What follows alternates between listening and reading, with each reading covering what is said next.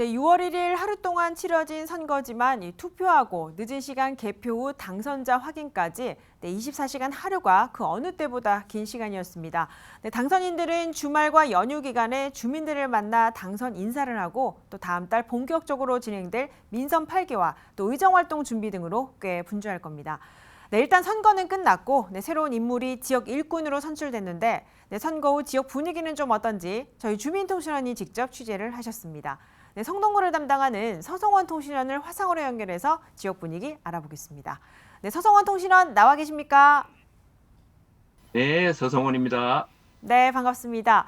먼저 이번 지방선거에서 이 성동구에도 성동구청장과 또 광역, 기초의원 등 많은 후보들이 출마를 했었죠.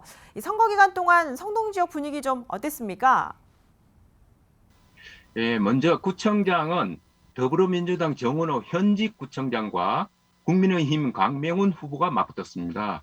시의원은 4개의 선거구가 있는데 1, 2, 4 선거구에는 더불어민주당과 국민의힘이 각각 1명씩, 3선거구는 더불어민주당, 국민의힘 그리고 무소속 1명이 더 있었습니다. 구의원은 가라 선거구가 있는데 가다는 4명, 나는 5명, 라는 6명이 경합을 벌였습니다. 후보자가 많은 구의원 선거가 치열해 보였습니다.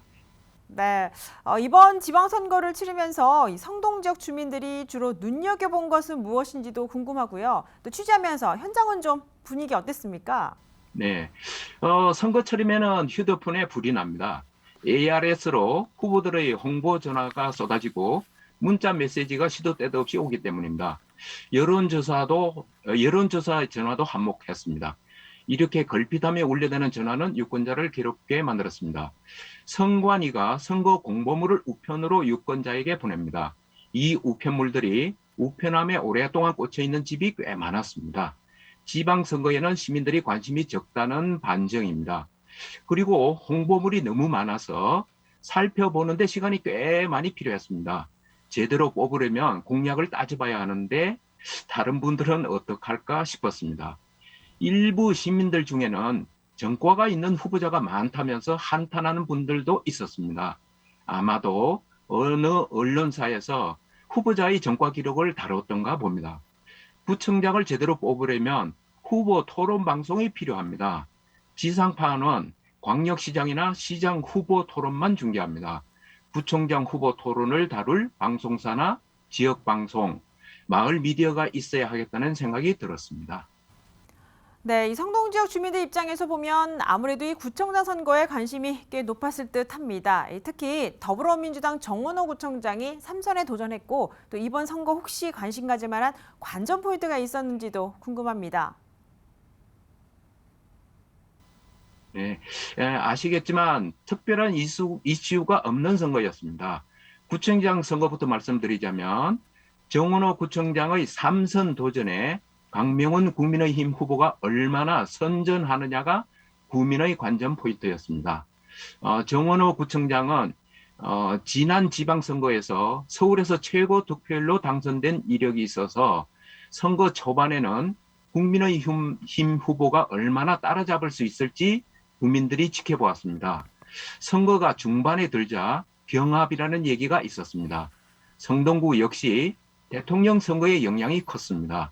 최종 득표는 더불어민주당 정원호 후보가 57.6%, 국민의힘 강명훈 후보가 42.3%를 차지했습니다. 선거 초반 분위기와는 다르게 강 후보가 선전한 선거였다고 생각이 됩니다. 네, 이 성동구도 지역마다 주민들의 관심사가 다를 텐데 취재하신 지역 주민들의 관심사는 무엇이었는지도 좀 알려주시죠. 네, 성동구 지역 현안은 여러 가지가 있습니다. 대표적인 것은 갈만한 중고등학교가 적다고 말하는 학부모가 많았습니다. 지하철 2호선 지하와 3표 레미콘 문제, 성수 전략정비구역 재개발 등등이 있습니다. 저는 성수동 주민입니다.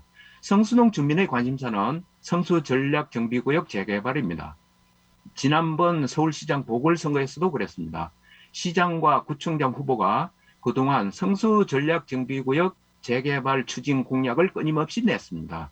선거 때마다 되풀이된 공약이어서 그런지 시민들의 반응이 좀 시큰둥했습니다. 김 빠진 맥주 같았지만 이번에도 후보마다 공약을 냈습니다. 3표 레미권 철거 부지 활용 방안에 대한 공약은 후보들마다 내용이 조금씩 달랐습니다. 주민들이 주목할 만한 공약이었습니다. 더불어민주당, 국민의힘 두 당은 구의원 후보를 전략 공천했다는 얘기가 있었습니다.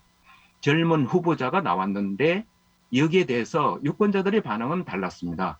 젊은 정치인으로 바꿔야 한다는 분도 있었고 전략 공천의 의도가 순수하지 못하다고 비판하는 분들도 있었습니다. 네, 이 서성원 통신원께서도 이번 선거 투표하셨을 텐데 저희도 취재를 했습니다만 이 통신원 이번 투표소 분위기는 또 어땠는지 좀 전해주시죠.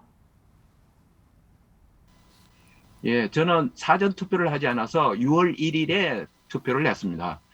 투표하고 북촌을 가려고 10시에 투표장으로 갔었는데 길지는 않지만 줄을 서야 했습니다. 아마도 다른 유권자들도 저와 비슷한 생각으로 그 시간에 투표장을 나온 것 같았습니다. 투표장에서는 신분증이 필요한데 모바일 신분증도 가능합니다. 그런데 신분증 사진을 휴대폰에 보관한 분이 있었는데 신분증으로 인정받지 못해서 발길을 돌리는 걸 보았습니다. 투표는 했지만 교육감과 구의원은 누가 누군지 모르고 찍었다는 분들도 있었습니다. 네, 여기까지 듣겠습니다. 네, 6.21 지방선거 후 뒷이야기에 대해서 저희 주민통신원과 이야기 한번 나눠봤습니다. 취재하느라 고생 많으셨습니다. 네, 감사합니다.